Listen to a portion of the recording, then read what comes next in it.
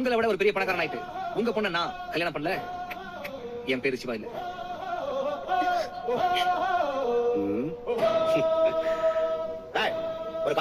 நேற்று விட்ட பெர்சன்டேஜ்லேருந்து அப்படியே ஆரம்பித்தேன் கைஸ். அதை கொஞ்சம் ரிவைஸ் பண்ணிட்டு அப்புறம் ரேஷியோஸ் அண்ட் ப்ரொபோர்ஷன்ஸ் பார்க்க ஆரம்பித்தேன்.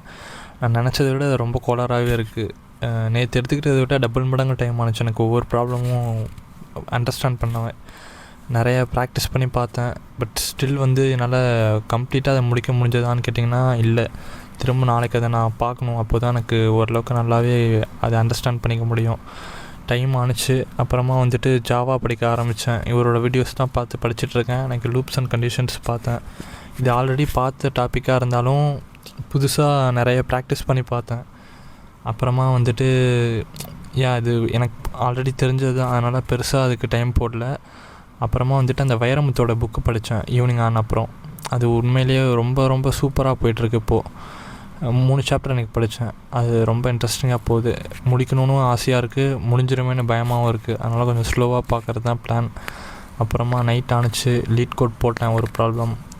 ஓகே, ஓரளவுக்கு அண்டர்ஸ்டாண்ட் பண்ணி தான் போட்டிருக்கேன். திரும்ப நாளைக்கு கண்டினியூ பண்ணலாம். பாய்.